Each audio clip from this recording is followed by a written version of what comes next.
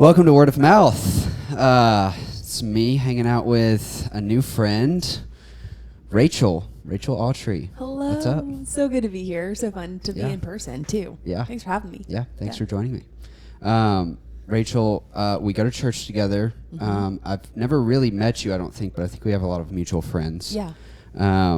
You tell us what you do. Why are you here? Yeah. Well, I do go to Redeemer Community Church. We love church. I am a mom. I have 2 little boys. I'm a boy mom. My husband, Thomas, is in the military. I'm also a military spouse. But along the way, behind the scenes, I think that the Lord has kind of taken me through this very interesting journey in life that has, and we might get into it, like a lot of weird sorrow and grief and hardship. And I think I just kind of got sick of it at one point, and leaned into whimsy, frivolity, joy, kind of just like switched up my life for the best. And that has all opened up some really cool opportunities just because I think it's so countercultural, especially even evangelically, like very countercultural. And so now I have a podcast. It's called Real Talk with Rachel Awtrey. I started that in 2018.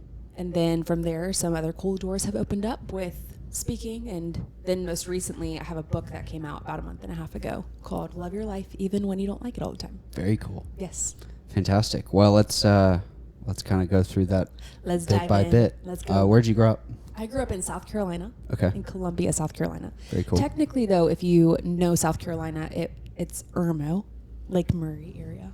But we round up. We say Columbia. Yeah. I understand. Mm-hmm. What was growing up like? Siblings, parents, all that kind of stuff? Yeah, I had a very charming childhood. And I have 2 biological brothers. And my mom and dad were married. And just really fun, charming. We built a house. We grew up in the house. We had lots of fun memories in that house. It's also funny, too, as an adult, reflecting on your childhood and also being a mom. You look at childhood a little bit differently because you have compassion for your parents because now you get it. Yeah. But then also you have so much more life experience. You're like, oh, snap, maybe that was really hard for little Rachel and she had no idea, you know? So hindsight, at the time walking through it was very charming. Hindsight, there was a lot my family was holding that my little brain could not comprehend. My dad actually had kidney failure. Goodness. And that happened, I think, right after I was born. He was diagnosed with that. So as far as I could remember, my early childhood, he was on dialysis. He would hook up to the machine. He had holes in his belly. And honestly, I just kind of thought that's what everyone's dad did. Yeah. Again, because your world is being formed. My little brothers are awesome, Hamilton and Landon. One of them is on the autism spectrum, which has just been a really neat way, like a unique privilege at a young age to realize other people are different, think differently, act differently, need different things. So that was really a different complexity added to life. So hindsight, I'm like, oh my goodness, my mom has a husband that's dying, trying to survive with her kids. Yeah. One of them has special needs. And then here I am being like, I had a really charming childhood. Yeah, you know? yeah. So I want to give good context that, I mean, it was also really hard hindsight too. Yeah. I've gone back and interviewed my parents a couple times on the podcast. Interesting. Which you should try and do that. It's, to us, one of the things we wanted to do with the podcast was capture stories of our lives with our family members for like our kids and our grandkids. That's so good. Legacy. Yeah. Like we actually thought about starting a podcast and just doing that for other people, which would be kind of cool. Wait, do that. We might do that eventually if I can sustain doing 2 podcasts. So cool. I know. But it's really fun because like I've sat down with my parents and walked through their whole childhood. Yeah. And then my whole childhood. And I also look back fondly on my childhood, but I definitely had like crazy stuff happening. Like, truly, yeah. I have cystic fibrosis, and so like the first 2 to 3 years of my life were just in the hospital, and like I almost died in all these different ways that I don't even remember any of it because I was a baby. But it's I wonder what it is that you look back and just remember. Yeah. All of the good things. I don't know. I kind of have to dig to remember kind of the sucky parts. Yeah. I think we were built for resiliency. So it's Yeah. almost like a proof and God's kindness to be like, the world's broken, but I'm still in pursuit of you. You will still see beautiful if you choose to show up and see it. Yeah. And I think that that's kind of like the story of my childhood with like, oh, wait, this was very broken. Yeah. From the outside looking in, people were probably like, oh, they're fine. They've got it figured out. I Yeah. think from the inside looking out, everyone was kind of like, help. Yeah. This is a lot. Yeah, for real. Yeah. I think I also think it's really cool. Most of the people I know of who have done really special things with their lives had really difficult childhoods. Mm-hmm. And I'm a big business nerd, so I love reading about the great entrepreneurs and listening to podcasts and things like that. And so many of them, similar situation. It's like dad wasn't in the house at all. He died, or he, left, or, there's some kind of sickness or illness or autism or something that they had to overcome. And because they learned at a very young age that like life's hard and you have to work really hard to overcome difficulty, that paid dividends way down the line when they were older. Yeah. I think of it as like a muscle. Yeah. If you're not used to going to the gym, you can't lift the dresser off of someone if it felt like, metaphorically, right? Yeah. And so I think it's, again, that's why I call it a unique privilege to have to walk through hard things early, because your muscles, brain muscles, real muscles, heart muscles, have to be exercised in a way where you can carry hard things in the future. Yeah. Which has been fascinating, especially now in childhood. I'm like, wow, Lord, like you really did prepare me for some of the things that I'm having to hold now that I have the strength through you to hold differently than if I had never. So that's so cool. That little exercise. Yeah, absolutely. Yeah. So then did you go on through high school? Did you go to college or? Yeah. Well, I should add. So, my dad did receive a kidney transplant when I was in second grade. Yeah. That's actually how I met Jesus. Yeah. Because it was like a really cool, I literally have a visceral memory. Him laying in bed and talking to me about how had Miss Judy not given him her kidney, he wouldn't be able to live life to the full.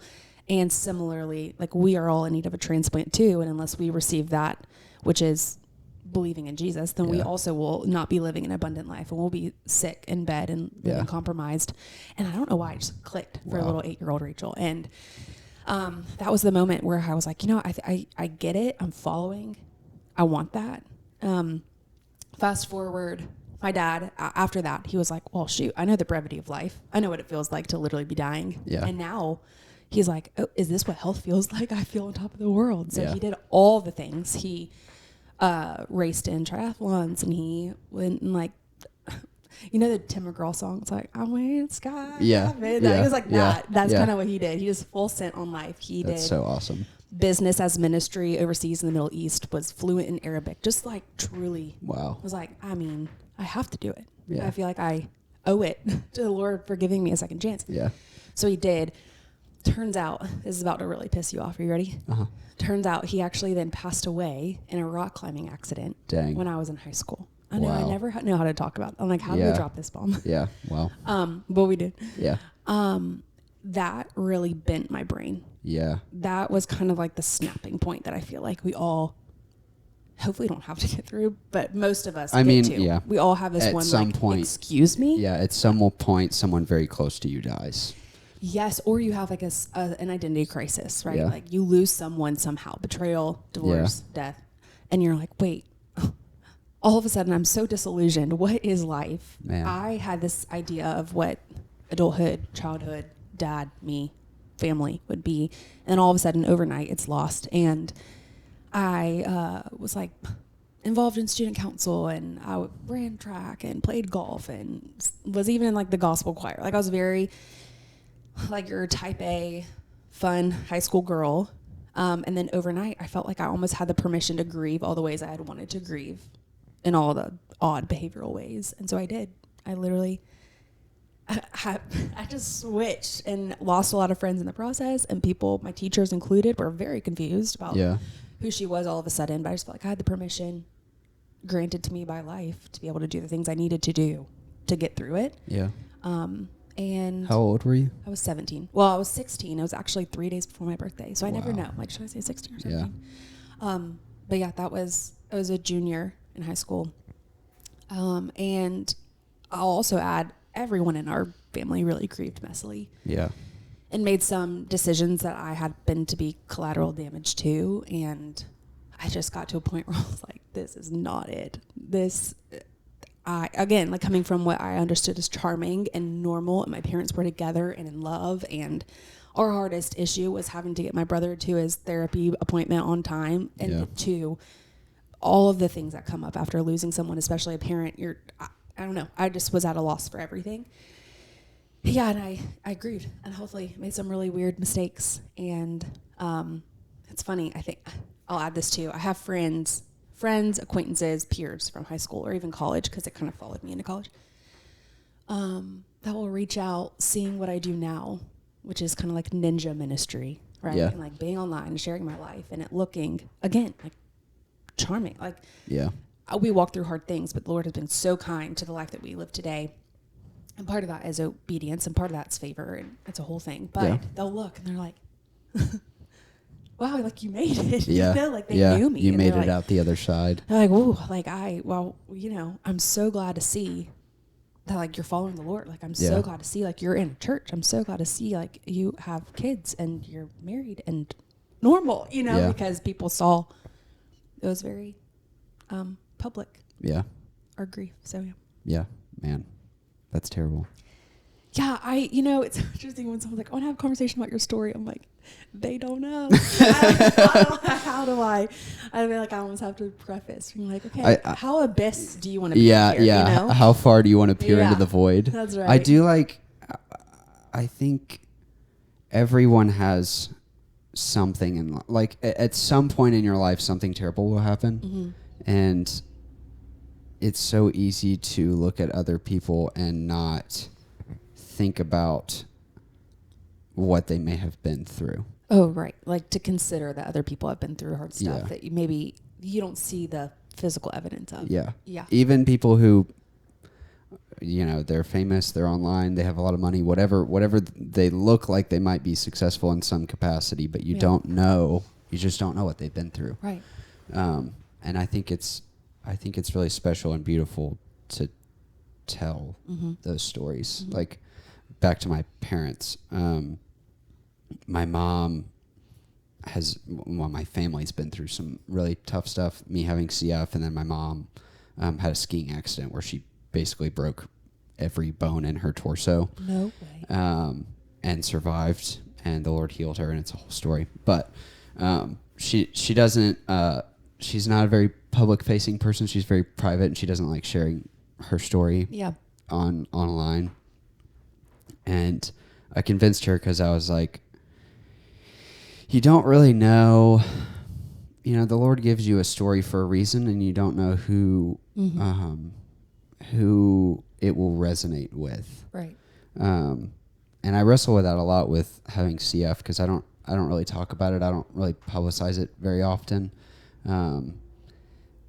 But like my life is similar to kind of how your dad had the perspective of like, I'm alive.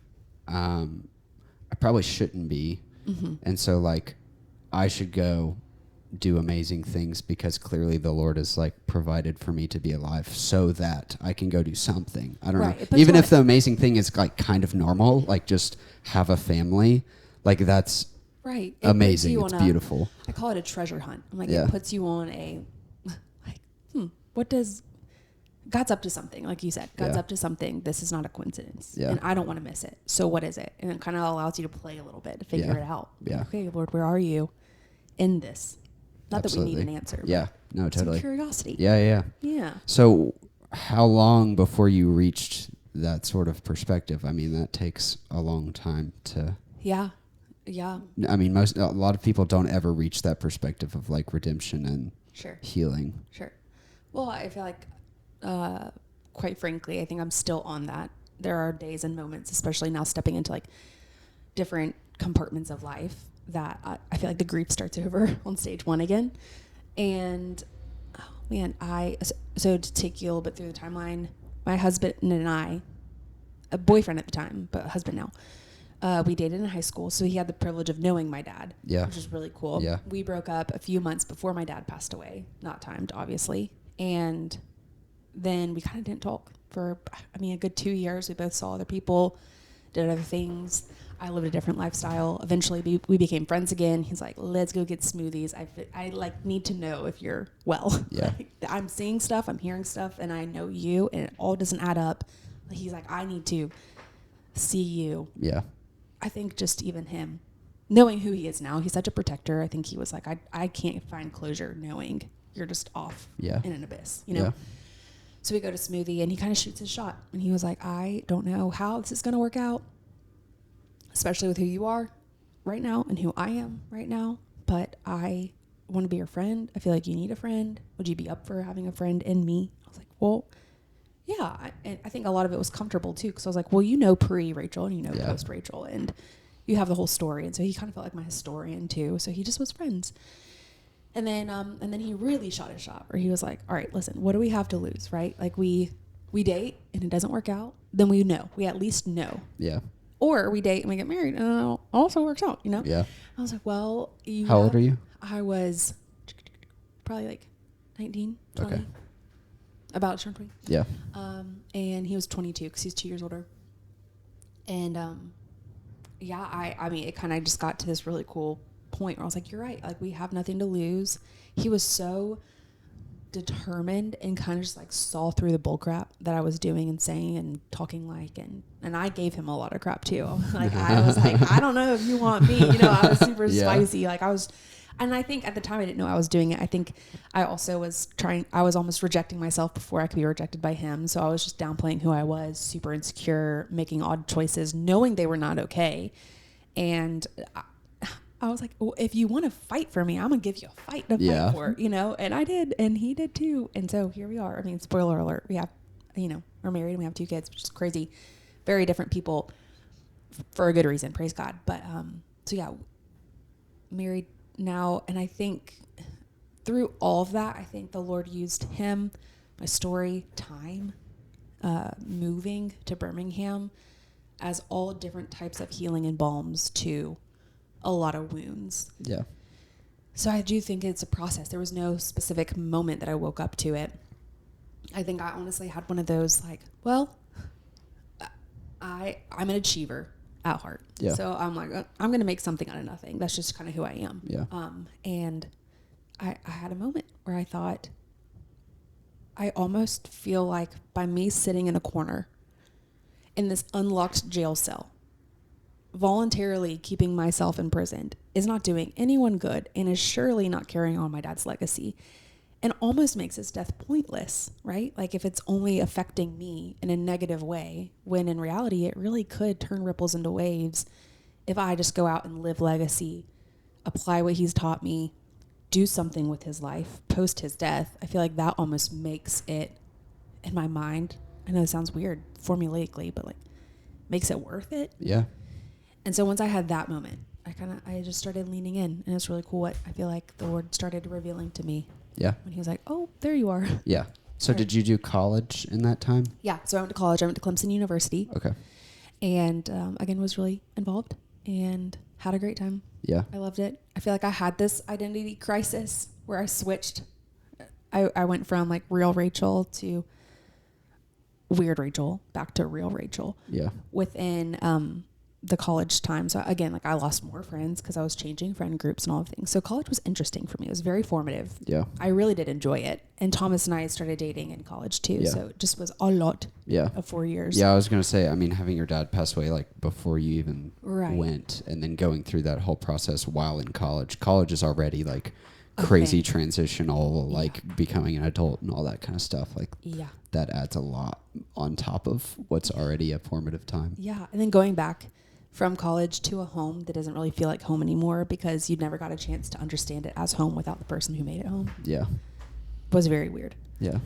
So just like college was just, it was funky and really good and fun. So yeah. That was all of it. And then, and we got married quickly out of college too. People were like, surely she's pregnant. But like I was not. And we just were in love. Yeah. What was your timeline? Okay, so I had a semester left to finish when we got married. Okay. We got married when I was 21 and he was 23. Yeah. Very young love. it kind of was at this point too, and we have this conversation still today. Like, if we had dated any longer, I don't think we would have made it to the end. Yeah. Only because when you know, you know. Yeah. If you don't know, you don't know. The right person, the right time, you have to full send. Yeah. If you linger there too long, you almost kind of just like rot yeah. like fruit. Like yeah. you have to eat it when it's Absolutely. ready. And if you don't, you miss it. And yeah. that was us. Where I was like, I think if we know, we know. And he said this too. And we just knew so much of life together. Anyways, it just made sense. Yeah.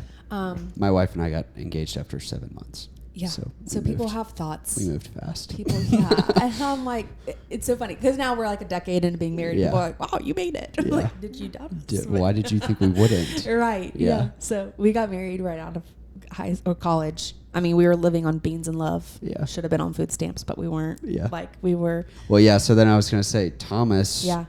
When does he become a pilot? Because I Not know now. that's like a Yeah. crazy, difficult journey too. Yes. Yes. So when we got married, he went to school for engineering and I went to school for graphic design, basically. And so for a minute, we didn't really know what we wanted to do. We spent a summer volunteers out at JH Ranch, which is what brought us to Birmingham. Awesome. Straight out of college, Thomas was offered a job as the activities director. So he trained the ropes course, what do you call them? Volunteers. He oversaw the maintenance in the building, and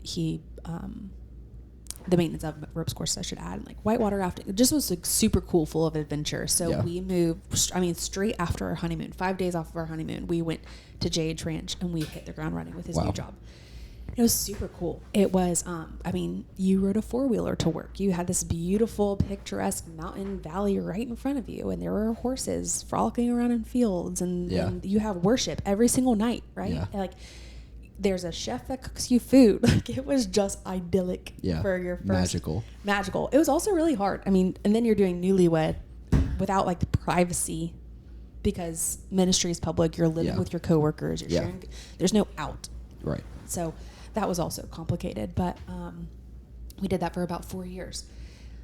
That's a long time. Yeah, it was. It was a long time. In this 4-year process, I could sense some change happening in Thomas, that he wasn't happy. And it wasn't because of JH Ranch and his actual job. I think it was more of him asking some hard life questions like, what, are we going to do this for forever? If not, what's next? Because he didn't really feel like engineering was it, but he loves crunching numbers. He's also a big people guy. So he's like, I can't imagine working in a cubicle for the rest of my life. Like, that's not it. So I'm just like watching this happen. And again, we got married young. So we're figuring out life together. Yeah. Versus I have a lot of friends now that are getting married and they know exactly who they are. They're fully confident. They're walking in it. They just look to the left and the right and seeing who's walking next to them. Yeah. Versus us little young guns. We had no idea what we were doing. Yeah. No business in doing it together. But we were under a covenant, so we're like, let's figure this out. It was wild. So we moved back to Clemson so I could finalize school and all the things for a short season. And we lived under the traffic pattern of a local airport. And he downloaded an app to follow all the planes. And he was always looking at planes, and we'd hear one fly over and he'd like run outside like a little boy and just like find where it is. He's like, wonder what kind of plane that is, like where they're going, and just it was really cute. And I realized like he's coming alive, like he's doing this. And it was interesting. The Lord was like massaging my heart to this idea of it just like being a quarter life crisis. And then one day I just said to him, I was like, I need you to stop talking about airplanes or do something about airplanes. But like I cannot, like, you weren't going to be, no offense to like the grandpa with all the trains in the train room, like collects all the things. Like that won't be you. Like you do it or you don't. There's no hobby here. Yeah. But also being a pilot cannot be a hobby. Right. You know? Yeah. Unless it's you're just really hobby. rich. Right. It's a very expensive The only hobby. person I know of is a friend of a friend who is a pilot for fun. Right. And he is very wealthy. Right. Like you do it with all your free time that we don't have. And I was like this. Yeah. So I kind of was like, shut up or go for it. And he went for it. So he went and took private lessons. I think he went on his first flight just to try and see if he even liked it. And he came back and was like, I was built to do this. That's That's cool. wild. Again, beans and love. Yeah. Should have on food stamps. Yeah. Like it's an expensive hobby. And it also is a hobby until you get hired. Yep. but you can't get hired until it's been a hobby. So Yep. we kind of were like stuck in this rat race of like, well, what comes first, the money or Yeah. or what? And so it was wild how the Lord truly provided random checks on Thomas's desk at work. Wow. He Uber drove, he fundraised, he asked his family, like, this is really what I want to do. And like, I need an investment. Like, would you consider? Yeah. It could either be angel investor. We could talk about what this is like, but like, this is the business I want to do. Yeah. There's no way for me to start. I feel stuck. And it was really cool to see him ask for help. Anyways, fast forward, he became a pilot. This whole time he's been in the military too. I should add that. He was a crew chief, so he was maintenance on F-16s ever since he graduated from high school, which is part of the reason we broke up.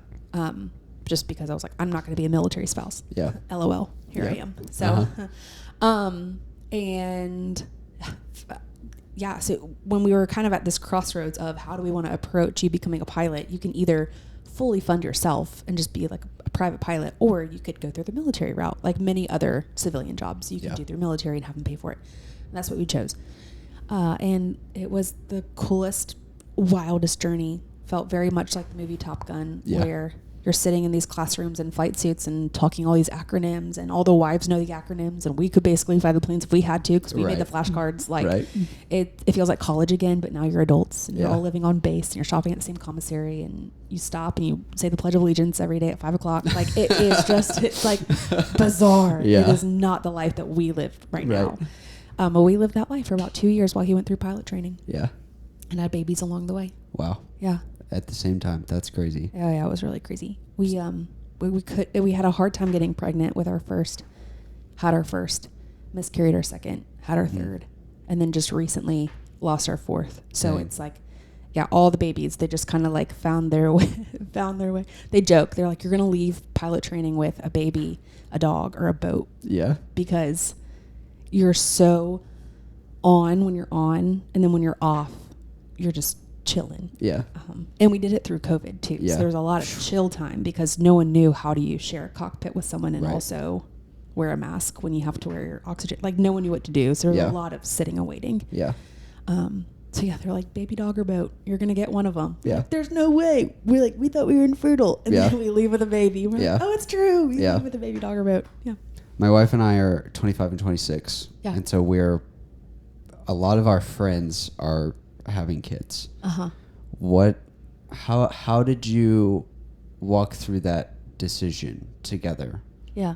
And what was that like? I know it changes your life, but like, particularly as a mother, because I'll never understand that. Yeah. What is that like? Oh gosh.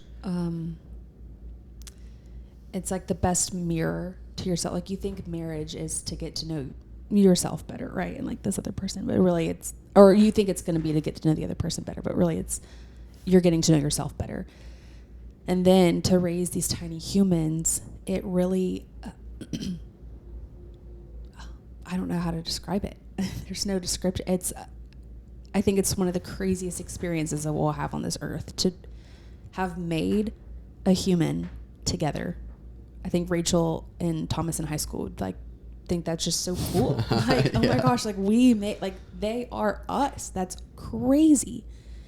And I learned so much about my body and how God made women through the whole pregnancy process, which is wild because your organs have to rearrange to make room for it. Insane. I mean, like, I don't understand how people in the medical field don't believe in a creator, because there's just some stuff that I'm like, but like, how would we know? Like, how would it know to do that? You know? Anyways, I think I gained a lot more respect for my own body and like what it can do. I gained respect for Thomas, watching him move from a him thing to an us thing to a them thing. It's wild. I think I learned so much more about the Holy Spirit, especially in the first year of being a mom, because you just don't know. They say you have intuition, and I'm like, well, I think it's Holy Spirit. But I learned so much about what it looks like to listen and to be still and ask for help when I didn't know, what it looks like to be rescued. And again, like, you feel so much more responsible than you ever have in your life. You're like, okay, if I don't eat for 6 hours, like, that sucks, and I'm hungry. I'm hangry at the end of it.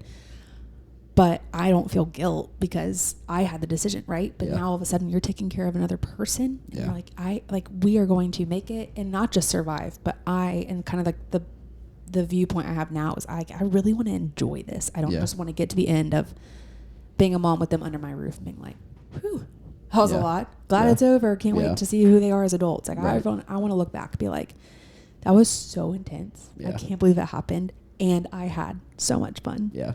So That's awesome. I mean, I have so many more words, but that's it. Yeah, my mom, I was telling her the other day, I think I said something like, I can't wait to have kids who are like, you know, middle school, high school age, because I really want to like have conversations with them. And my mom was like, yeah, I mean, I think I had asked her like what her favorite stage was. And she said every stage, because like, Yes. it's just a new adventure every time they Yes. reach some milestone or something like that. You're getting to know like 8 different versions of them. Yeah. Same person, different people. Yeah. Or same people, same persons. Anyways, very weird and Yeah. cool. And yeah, I'm like, I am raising 2 men, you know? And then I look around, especially in our congregation in the sanctuary, and I'm looking at men. I mean, like, this will be them one day. And not that I'm fully responsible, but I do play a part. Yeah. And that is so cool to me that in this moment, it's very easy for me to think of Maddox as a 4-year-old and Ollie as a 2-year-old, but to respect them as one day going to be men changes the way that I discipline, talk to them, play with them. And that's been really cool too. That's something I'm learning in the season. That's so cool. Did you work during like flight school and all of that kind of stuff? Yeah, so this is kind of where the podcast was birthed. Okay. So I did some contracting, graphic design when we were at JH Ranch, because I did not work for them, just Thomas did, but I had to find something remote. And I didn't love it. I think it was more customer service than design when you're doing it for clients. So I stopped. And then I had a friend.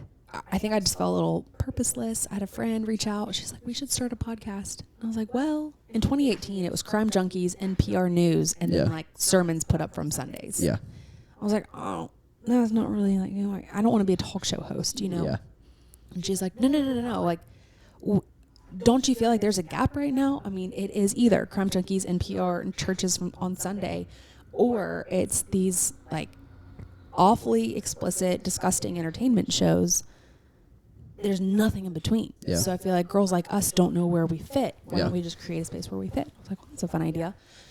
So we created a show. It's called Behind the Bliss Podcast back in 2018. It took off really quickly. I think because we kind of found a need in the market of entertainment mixed with faith. Yeah.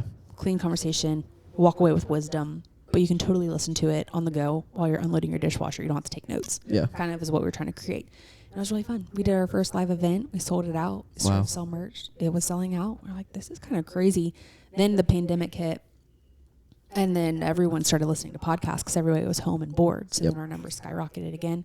My friend ended up leaving the podcast because, again, she was like, this was a great summer project that turned into more. Yeah. This is not what I feel called to do. Like, I bless you with it. And so she did. Yeah. We're still great friends. And then I had a well-known Christian contemporary music artist on the show, and he was like, can I be so for real with you right now? I was like, what's up? He was like, I had a completely different idea of what the show was going to be based off of your branding, your name, and all the things. You need to change the name of your show. Yeah. I was like, do I? He was like, no, you totally do. So we had already started thinking about it. So I changed the name of it to Real Talk around that time. And then, and quickly after that, just kind of like the ball started rolling. It's so kind of wild what happened behind the rebrand. And our joke now as a team is like, Behind the Bliss could never. Yeah. Because like we honor what it was, but it did take kind of a switch to make it more alive. We joined a network. That network didn't work out for some weird reasons. Again, it's weird to be a podcast, a faith-based podcast in an entertainment world. You have to stand your ground. So we stood our ground. They didn't like it, when neither did we. So we left. And then quickly after that got picked up by a major faith-based network called That Sounds Fun.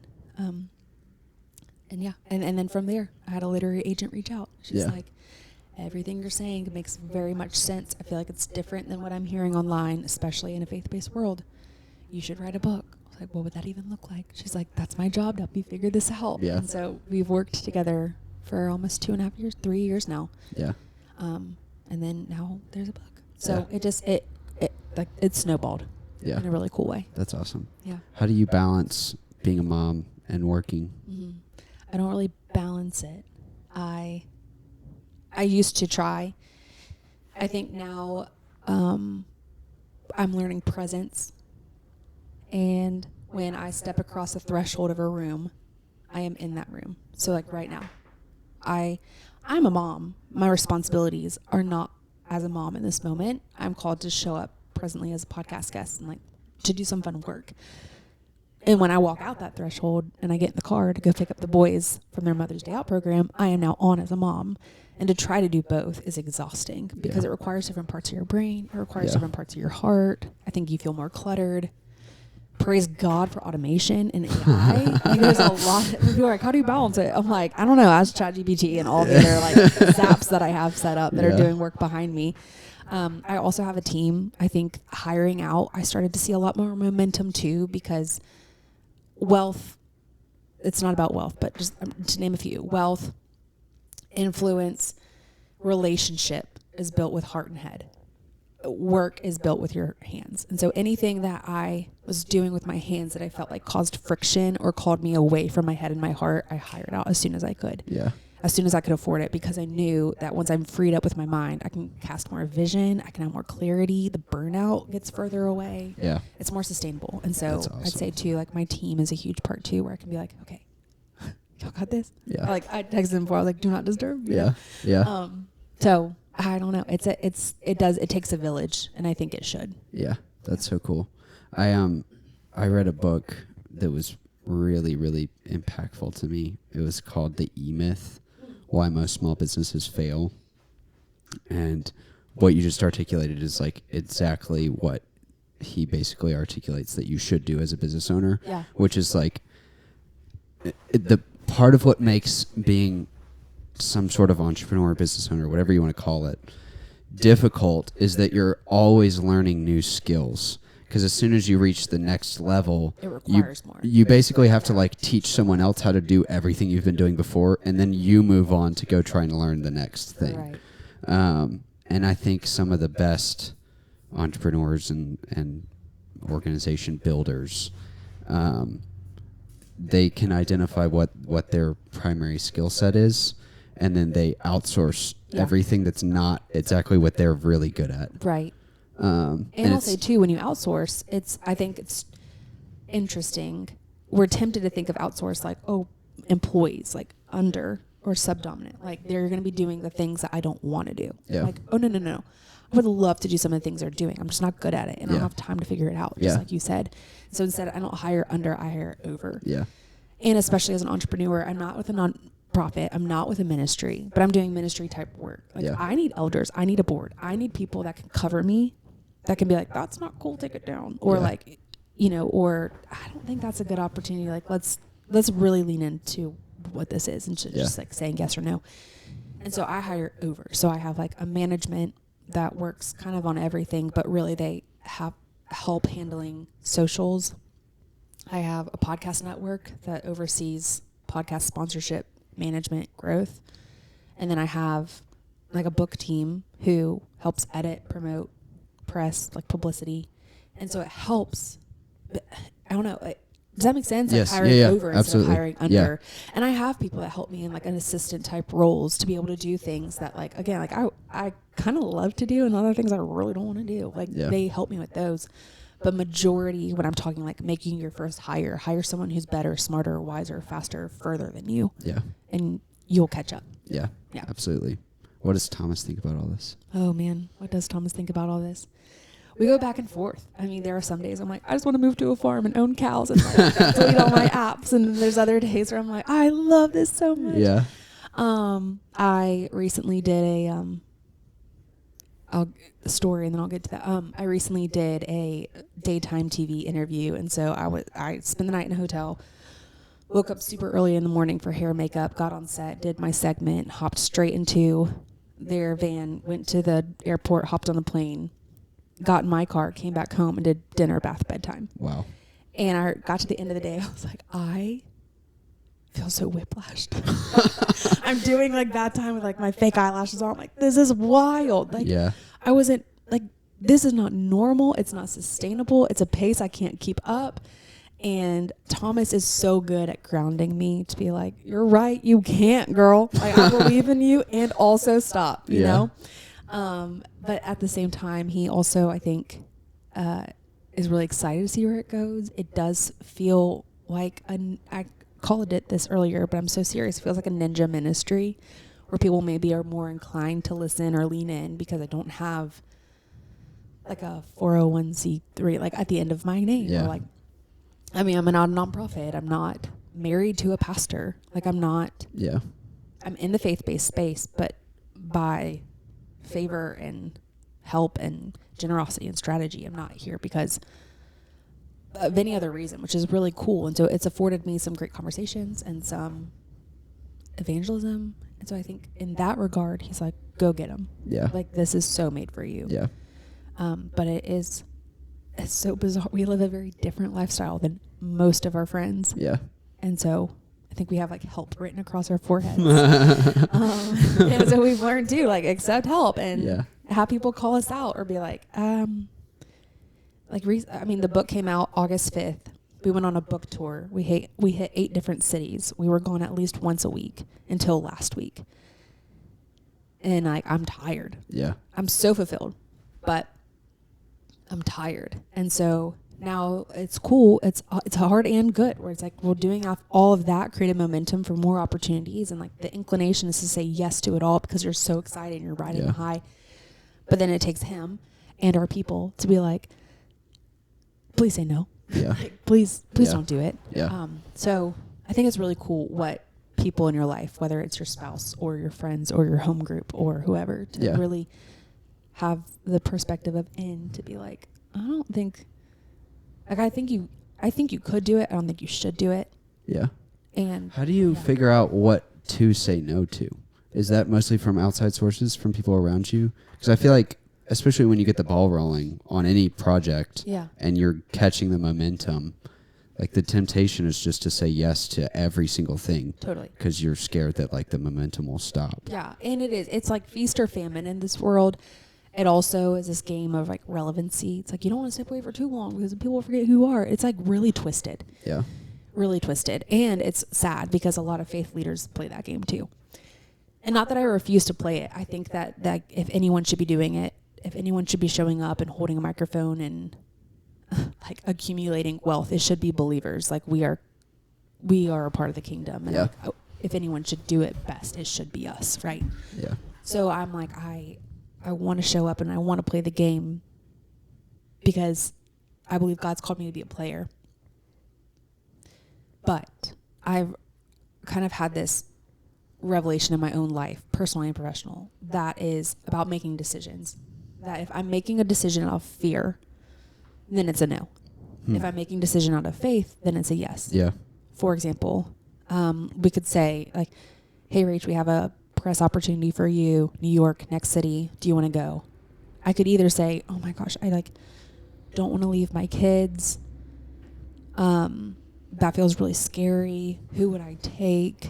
I'd say no out of fear. Yeah.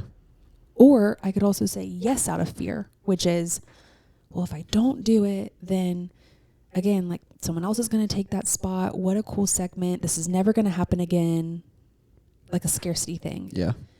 That's also the yes was not a good decision either. So I kind of have to figure out, pulse check, where's my heart? Where's my body? Am I okay to even say yes? And if I did want to say yes, would I be saying yes out of fear it wouldn't happen again? Or what would people think of me? Yeah. Or am I saying yes because I'm like, this is going to be really hard, but I do feel called to it. I have peace about this. Yeah. That's kind of how I'm making my decisions. And same in motherhood too. Yeah. Like, are we going to leave this place because we're embarrassed because they're screaming and we don't fit in? Not a good reason to leave. Yeah. Like maybe we'll stay. Yeah. Versus, no, we need to leave because, they need to be fed or they need to be fed. Anyways, that's kind of how making decisions, if you have decision fatigue or using a lot of brain calories, has helped me a lot. Yeah. Yeah. That's so cool. I feel like at my age, I have a lot of friends who are all making decisions about jobs and marriage and things like that. And we're all kind of trying to figure out how do you like discern what God's will is for you. So hard. Yeah, and it is so hard, but I like coming back to some of those like first principles about like maybe here's like a rule for how to make decisions about that. Right. Like maybe it is a good opportunity. Maybe you would make all these connections with like these people who are leaders in whatever industry you want to go in. But like maybe you actually just don't like the work. Like maybe the industry you're in, even though that would be a great opportunity, maybe you just actually don't even enjoy it. Like that. So like maybe you should look elsewhere. Yeah, no, absolutely. And I think too, like he tells us he's a lamp to our feet. Like he's not a stadium light that's going to light the whole entire way. Like he illuminates our next step. And so, yeah, for the Rachel that's like, oh yeah, okay, what are like the 10 steps ahead? Like what are the 10 moves that would come from this one move? God's like, girl, chill. Yeah. Like we're talking one step right here. Yeah. Yes or no. Yeah. And two, I have to remember at the end of the day, especially as an achiever and as like a mom and someone who carries a lot of responsibility and dreams, God's like, hey, also like, it's not up to you. Yeah. Like, please remember that what you're walking through right now wasn't because you did some cool strategy marketing move. Yeah. Like it's truly favor. Yeah. And a connection somebody else made for you. Yeah. From a room that you were accidentally in. Yeah. It was not even on your agenda. Yeah. So he's like, I just want to make sure you have your priorities straight. Like the will, like I am so sovereign. You cannot take an eraser to my permanent marker as much as you tried. So do what you find peace in, do what you feel called to, follow your convictions, listen to the Holy Spirit, have fun. But like most importantly, like please don't take this too seriously. Yeah. And that's kind of what I've learned. That's a good word. Thanks. You've mentioned a couple times like the business side of things, and that's what I'm a nerd about. Yeah. And it's really interesting in the faith world, particularly making money. And let's go here. Yeah, I want to go there. I'm trying to form my question because at my age, most of my friends were all kind of like just getting started. Most of us are like finally to the point 3 years in we can buy our first house out of college or whatever. Me and my wife just bought a house over in Forest Park. Yeah. Oh my gosh, like that's 2 months ago. We love Forest Park. Beautiful. So much. It's a 100-year-old house. It's awesome. That's amazing. Like I said, I'm a huge nerd about business, and honestly, this has been like a journey. It feels like of kind of my whole life. I mean, everything in your life is interwoven, but growing up, so many of my friends who love Jesus so much wanted to go be pastors. And so I wrestled with that for a long time because I was like, I love Jesus so much, but I just like really don't want to be a pastor. Like I just don't. Yeah. I like teaching. I like leading people, and I feel like the Lord gave me a lot of opportunities to be a leader in different things, and but I just never felt like pastor was like the thing that he called me to. And over time, like going through high school, there's like, well, we need people in like the workforce to like preach the gospel because you get opportunities that pastors don't. And as I dug in more, it took me a long time to admit this to myself. I really want to make a lot of money. And I grew up in like a blue collar Baptist environment. And so a lot of times in that world, it's like we work hard for our money, which means you work hard, but not necessarily that you make a lot of money. And then the love of money is the root of all evil. So then that's twisted to mean like if you try to make a lot of money, that is the love of money, and that's evil. And as I've made more friends who kind of have similar desires, and we're trying to navigate, like, obviously, if I've wanted to do this for like my whole life, pretty much, clearly it's like some kind of burden God's put on my heart to like be a business owner, to do something in that world. Yeah. How do you navigate having a desire to grow? Mm-hmm. You need to make money to live, but also you want to make money to grow, because more money means hiring people to help you grow and reach more people, more opportunity. Yeah. How do you navigate that, especially in the faith space, where I imagine there is a lot of that pushback of like, well, if you make a lot of money, then clearly you're greedy and you're wrestling with the idol of money or whatever that is. Yeah. That's good. So you're asking, I mean, I just want to clarify, because I have a lot of places I could totally go with this. Yeah. This is the hill I might die on, truly. So you're asking, how do you like reconcile ambition? Yes. Money? Yes. Faith? Like, I just interviewed Jeff Heine. Love it. And I asked him if he was ambitious, and he said no. And I was like, that kind of makes sense for you. He's so chill. He's so chill, and he does have like just this like quaint, beautiful little life where he like comes here and he cares for people. Yeah. Like that's his job, and then he like goes home and cooks for his family, and like that's a beautiful life, and there's nothing wrong with that not at all. I have visions of like building $100 million businesses and like flying all over the world and meeting cool people and doing amazing things like that. Those are the dreams that I have that I wrestle with a lot. Like, is that wrong? Okay, so to answer your question, yes or no, is it wrong? My caveat to that would be like, it truly does depend on your motive. Yeah. I think if it's to consume, to have, to be, wrong motive. If it's to give, to grow, to be a light, to be an example, great motive.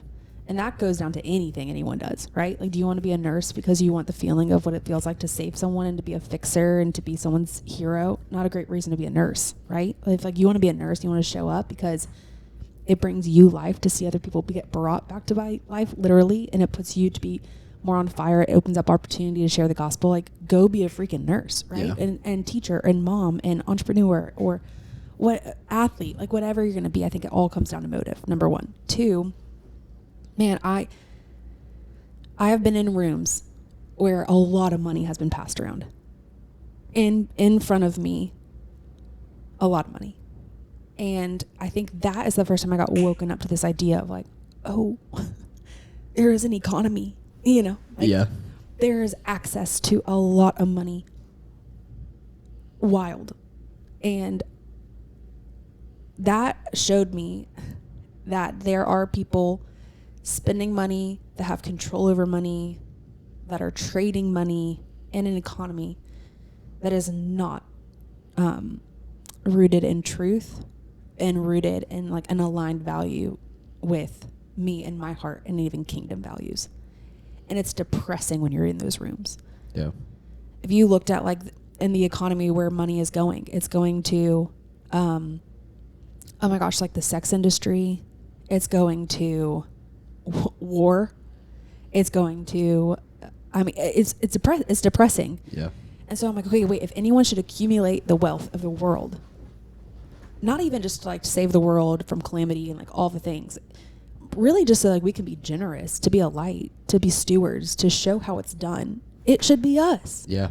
You know? And that fires me up, where I'm like, I want to be able to spend money to hire people that do excellent work, who love the Lord, to invest in them and their work and their money. And like we build our own kingdom economy, huge, right? And we see that a lot in Old Testament too. But there's something to be said there. And then number three, my third point is a lot of what you feel probably comes from this idea of like, well, we should do it for free. We're servant-hearted. We're mission-oriented and all the things. Yes, in life. Business, I kind of compartmentalize where I'm like, if I don't charge what I'm worth, it doesn't just do me a disservice because I miss out on money and zeros that could have been there.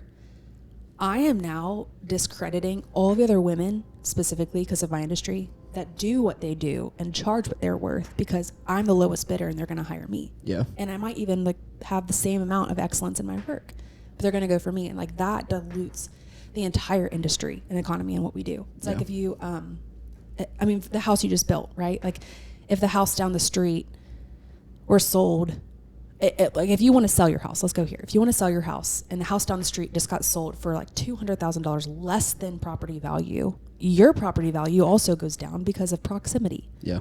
That sucks. You missed out on a lot of opportunity. And what could you have done with that money? I don't know. Start a nonprofit, like aid families, build your own. Like you don't even know. And those are kingdom agendas. So like, the moral of the story is by not valuing God-given property, intellect, gifting, and all the things, like you're actually like contributing to the dissolve of a kingdom economy. Yeah. That's how I think of it. Yeah. Again, but foundationally, I think it comes down to motive. Yeah. The root. Like the root of all evil is love for money. It's not actually. It's money. not the money itself. And you even look at like biblical principles, lending, borrowing, leveraging, debt. Like these are all, if you do it in good ways, good things. There's a book you should read. It's called Business Secrets from the Bible. Okay. Have you read it? No. Okay. I'm writing it down as I edit right now. Yeah. Make note to Yeah. read. It's by a rabbi, actually. Okay. Like, he studied Old Testament and was like, what does the Bible have to teach us about the way we should do business, or how Yeah. God intended business to be done? That's so cool. And it is so cool. Yeah. So a lot of these principles are in there. I studied economics at Stanford. Oh, yeah. And so I love like the big picture stuff. Yeah. And I think one of the things I'm most interested in business is understanding that price informs value. Oh, and 100%. So then, like, if you're doing something for free, like, I don't know, a free cappuccino doesn't taste as good as the $5 cappuccino you just bought from wherever it is. Right, yeah. And people don't always realize that, but that especially when you're buying bigger value items, that especially applies, I think. Yeah. Like, you can tell the difference between a Mercedes and a Toyota. There's just, like, it's nicer. It just is. Mm-hmm. And I think a lot of it comes back to, like, psychology. Like, it's not a bad thing to charge a price. Right. And if there's a lot of demand, go back to economics. If there's a lot of demand, probably means, like, the price is going to go up. That's My just kinda speaking how it fee works. is high. Yeah. Why? Because you're asking me to leave my family. Yeah. Like, Yeah. leave my family and hop on an airplane and travel and sleep in a hotel by myself. I don't want to do that. Yeah. So, like, I'm going to charge you X. If Yeah. you're willing to pay X, I'll do it. But if Yeah. not, I'm so sorry. Yeah. Right? It's also this idea too, like, affordability, expense, budget friendly are all bogus words, because at the end of the day, like, what is expensive? We don't even know. Yeah. If I say $75, you'd be like, I don't know. It depends on what I'm buying. Exactly. It depends Yeah. on the value behind it. Yeah. $75 cup of coffee. You're like, oh, heck no. Yeah. Right. It better be like made of pencil. gold.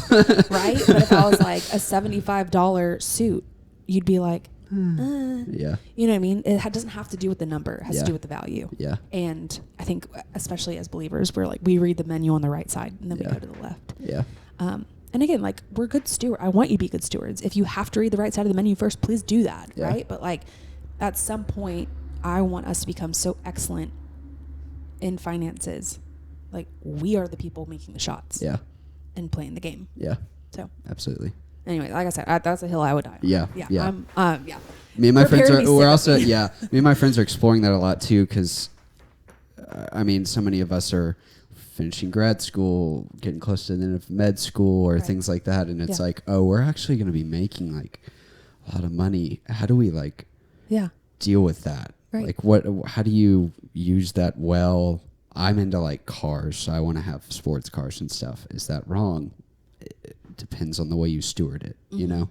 And I'd say, like, I like to make money. I'm not great at handling money. Yeah. So I think too, like, you're not good or bad at money. Like, I can make money if I had to. Yeah. But, like, I'm like, I need bookkeeper, like, my CPA. She's like, Rachel, what are you doing? I'm like, I don't know, help me. Yeah. She's like, you don't need that. I'm like, okay, you won't do it. Like, I need, like, and so when you're like, how's Thomas coming to play? You like, I do really well being bossed around. Yeah. But I also have a lot of really cool ideas that I need some space to try. Yeah.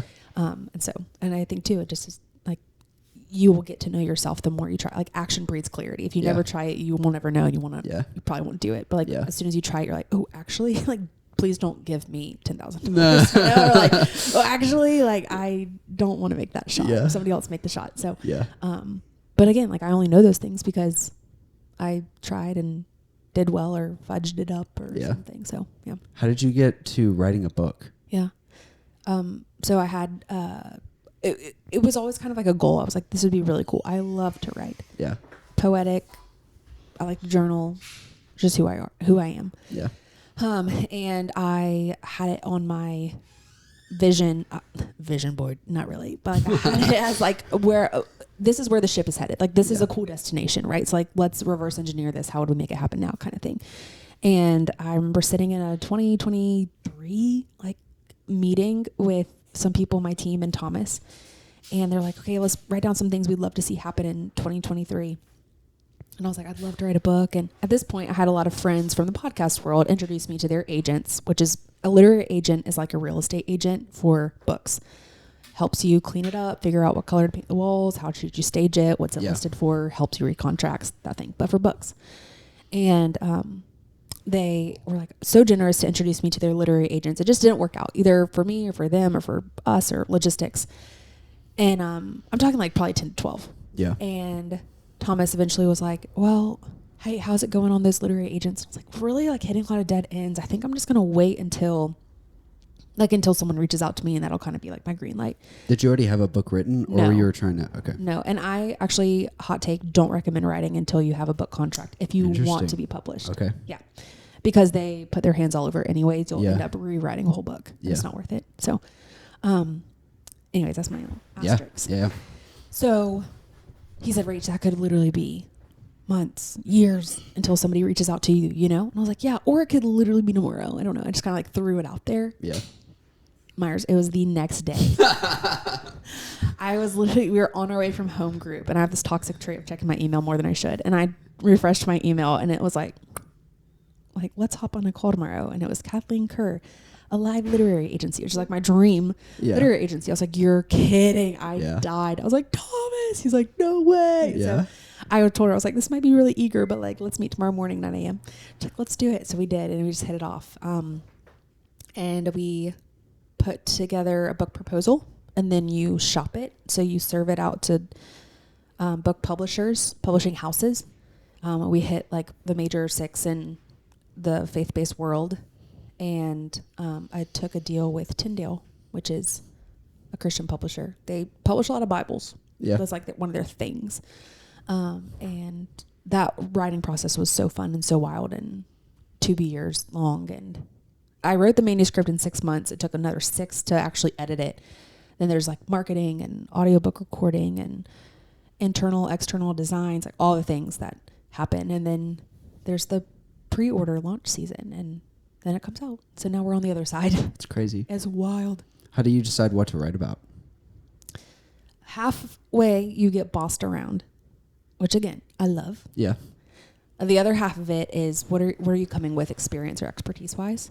So at first, I really fought this battle with Jillian, my editor. She flew to Birmingham, and we whiteboarded out this whole book about contentment. And I literally sat back and I was like, I don't like it. She was like, what do you mean? I was like, I don't want to write about contentment. Like, I'm fun, I'm bubbly, I wear red lipstick. Like, I wear shoes that 30-year-olds shouldn't. Like, I just don't think it boils down to being content. I think it boils down to joy. And she's like, okay, tell me more. So I told her more, and she's like, I think it's contentment. I was like, I think it's joy. So we really did, like, we fought about it for a while. And then I kind of turned in my first 3 chapters. I was like, thoughts. She's like, okay, yes, it's about joy.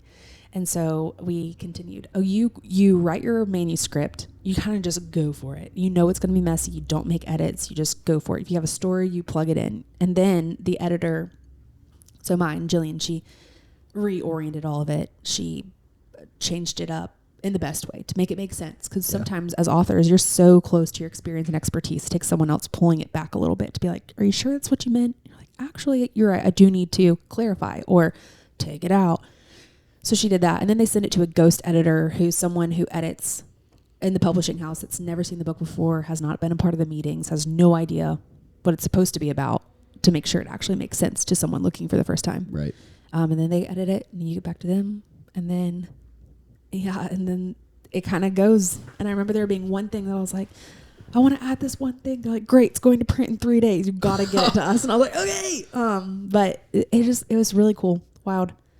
Collaborative, which I'm really grateful for. That's not always the experience people have. Yeah. Mm-hmm. What does that look like for like the 6 months that you're writing, or the 12 months that you're writing? Like, every day, do you get up and just make yourself write from like 8 to 12? Like, what is that like? So you add in 2 boys and a husband whose job is to travel, and you're solo momming a lot. It was very messy. Yeah. We fit it in wherever I could. Yeah. I'm like nap time, voice dictation. I remember I was like holding a baby who wouldn't nap, who fell asleep in my arms and wouldn't transfer to his bed. I turned on the dictation on my keyboard and just like walked around our dining room and talked out a whole chapter, which is really cool. Bedtime.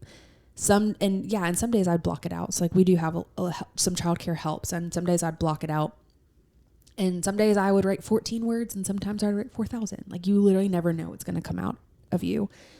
But what's really cool is when it was working, it was working. And that was like a dopamine hit I've never had before, where I'm like, you push yourself back from the computer, like, that just like overflowed out of me. I don't even know where it came from. Yeah. And then reading the audiobook, reading it back, you're like, did I say that? That was pretty profound, Wait, you know? I kind of like, slayed that. wow, that was really good. Like taking notes in my own book. Yeah. So it's cool too, because I think it's evidence that like the Lord is at work and he wants to say things through us that we won't even remember saying, that are said more eloquently than we've ever said them before, and that will just make sense because he needs it to make sense for us. And that was really refining too. Yeah. She's like, Lord, actually, I don't think I know as much as I thought I did about this. Like, would you reveal something new to me? And he did. Yeah.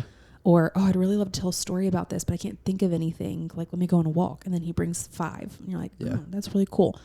So it was a really cool process. That's awesome. Yeah. I want to switch gears a little bit. Do it. Podcast. Yeah. How do you find guests? Like is it follow your curiosity? Like how do you find people?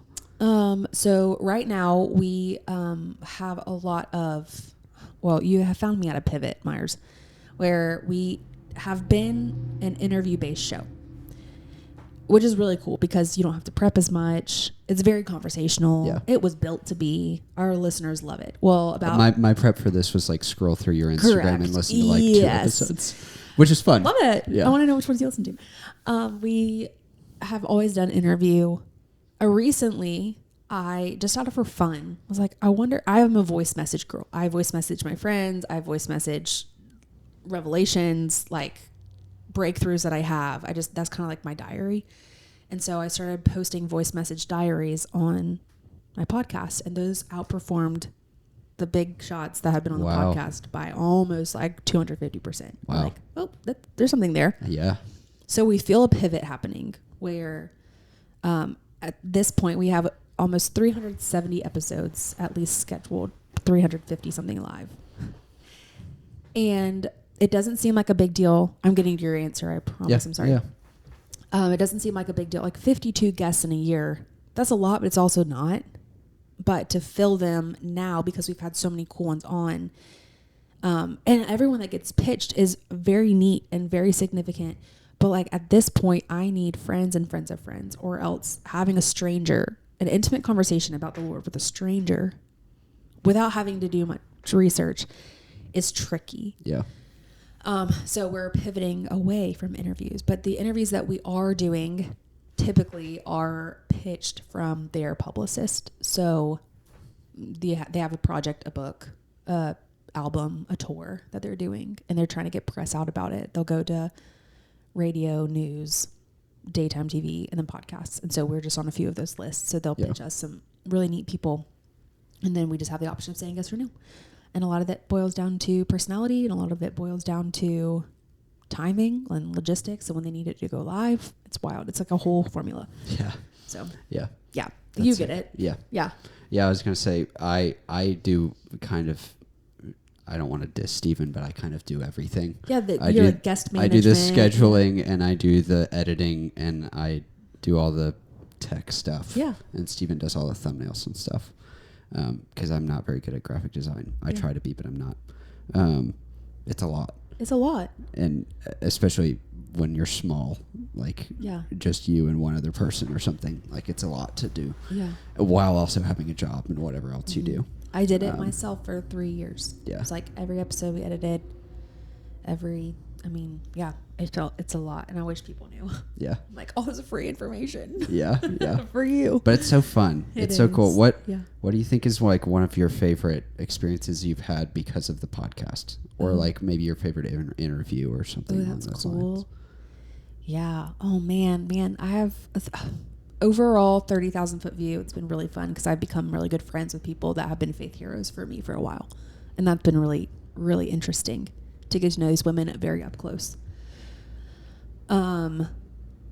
Okay, so I had Bob Goff on my show. That was one of the ones I listened to. That was it? Yeah. Okay, so you heard the part when he took the phone call in the middle of the episode? It was crazy. That was like a core memory for me. Yeah. It was really cool. He had it said, oh yeah, I answer phone calls because my phone number's in the back of all my books. Yeah. And I want to be an available person. I feel like the Lord's asking me to be available. And then like almost on cue, someone calls him and he answers. He's like, it's Bob. And I was like, no way is happening right now. Yeah. I was thinking about when that happened. I was thinking like, I work in insurance. I like shield my personal cell phone number from customers. Right. Like I try so hard to not let people have my cell phone number. Yeah. And this dude is like very famous, Yeah. writes books, and like in his books that millions of people buy, he just throws his phone number on there. I love you, Bob. I would never. I can't do that. I don't think would I have that never. calling. I love that No. you do. And I'm like, well, if a random phone number pops up on my phone, like, is it spam? Is it the hospital? Yeah. Is it a stranger? I don't know, and I don't Yeah. want to know. Yeah. Like, you'll leave a voicemail if it's important to you. Yeah, That's how I feel. literally. That was really cool. I also just flew to Dallas for a speaking gig and was able to have on Reese Allman, who's a Dallas Cowboys cheerleader. That was really fun. Claire, my wife, listened to that episode. She She was did. going on and on about it. Claire, because she hi. loves the show. The- I don't know yeah. what it's called. Sorry. America's Sweethearts. Yeah. Yeah, that was really, really cool. I have just talked to some really neat people and heard some really cool stories that I feel like you wouldn't know if you knew the person. Yeah. Like Ellie Holcomb, Christy Knuckles, Annie F. Downs, Carrie Job. I'm just trying to name a few on the top of my mind. That's so cool. I just had Tony Evans. Do you know who Tony Evans is? Say yes. Myers, say yes. Okay, I don't think I Dr. do. Tony Evans is one of our like patriarchs in the faith that Okay. you need to know. Okay. Okay. He is a black man, 76 years old. He is the dad of, and I feel like that's important to say because like he preaches so differently than like the white pastors that Yeah. we sit under. Yeah. Love them, but Yeah. you know what I mean? It's just different style. flavor. Yeah. His daughters are Priscilla Shire. Okay. I don't think that's I fine. heard That's her, okay. sorry. That's okay. Women's ministry matriarch. Okay. And then Crystal Evans Hurst. Okay. Also really cool. And then Anthony Evans. And I forget anyways, full of wisdom, really cool Yeah. guy. That was another cool thing for me. Probably because I listened to his Yeah. sermon tapes with my dad in the car. Yeah. So I That's feel like crazy. that was wild to like Yeah. sit with him and I was like, hi, Yeah. Mr. Doctor, Pastor. Yeah. You know, I'm like, how do Yeah, I yeah. call you? That was cool. But just, yeah, I think overall lots of, I can't believe this is happening moments. Sitting in rooms and dining room tables with people like Jackie Hill Perry or Tara Lee Cobble. And you're just like, I can't. That's so cool. I'm a mom from Birmingham. And you're like, how do I even do this right now? Yeah. But it is like the wildest ride. That's so cool. Mm-hmm. What's the dream? The dream. That's a really great question because, I really need to sit back and think about it because I feel like I'm living. I think if you were to ask me even like a year ago, like, what do you want to happen? I would describe what's happening now. And I think I just need to probably sit back and figure it out a little bit more. Yeah. I would love to, like, if I could build my own life, I think I would travel to speak maybe like once a month, maybe 10 times a year, get paid my rate, crush it, nail it. I love to speak, come back home and be a mom. I feel like this past month and a half has been crazy hard because I'm gone way more than I would want to be. But when I'm gone, it's kind of like the boundaries, like the threshold thing of like, when I'm gone, I'm gone. I am off. Like, Yeah. they have to be in someone else's hands. I'm in Dallas. I'm in Nashville. Like, I'm in Atlanta. I can't be there if something were to happen. But then when I'm on, I'm able to fully be on because I know I just did my part the weekend before. And so I feel like I was able to jump on the trampoline differently than I normally do, or like play hi-ho Cheerio differently than I normally do. Like Yeah. those moments felt more impactful because I wasn't thinking about all the other things that had to be done that day. So the gray matter doesn't exist when you're traveling and then you come back home and you're traveling and come back home. The integration sucks and we're used to that because of Thomas's job, but it makes you more present. So if I could build my life, it's probably what I would do. Yeah. I'd go and teach like 10 times a year. Yeah. That's awesome. Yeah, thanks. Maybe that's the dream. Anything else you want to talk about? I think No. we kind of covered a lot of We it. covered a lot of it. This was fun. Thanks for having me. Yeah. This is really great. It's really fun to be on the other side. Yeah. Yeah. Where can people find you? What's going on? Yeah. Tell us. Yeah, you can find the book wherever books are sold. Amazon would be fastest, but go support your local I bookstore. was going to say go to Little Professor. Yeah, I was about to say, if you're here in Birmingham, Little Professor has signed copies, so that's Nice. fun.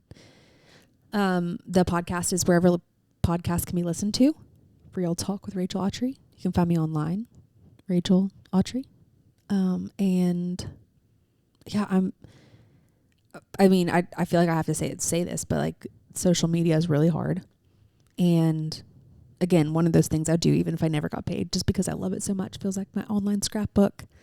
But that is, I feel like, where you can get good personality, and I like to kind of like shoot straight at, real talk it. Like, this is what's happening right now. And it's a fun place. But I also will say, like, it's just me running socials. So if you DM me, like I said, I'm a voice message girl. Like, I'll voice message you back. Yeah. So like, I think it's really fun too. So if you listen to this and you're like, wait, I want to go say hey, go say hey. Yeah. Leave me a voice message. I think one of the coolest things I've learned from doing this podcast is that people are not unreachable. Yeah. So available. Like, you can just DM people and they'll respond. And so I think that would be my encouragement to people is do that. Like, if you listen to a podcast, or if you read a book, or if you see a video or something that's impactful to you, like, message that person, because maybe Justin Bieber's not going to reply, but you never know. Yeah, you literally never know. And pick up your phone. Yeah. Like, if there's a phone number at the bottom of the email, call them. Yeah. Like, that's how some of our close relationships have been built. So Yeah. Awesome. Yeah. Thanks, Rachel. This was fun. Yeah. Cheers. Cheers. Yay.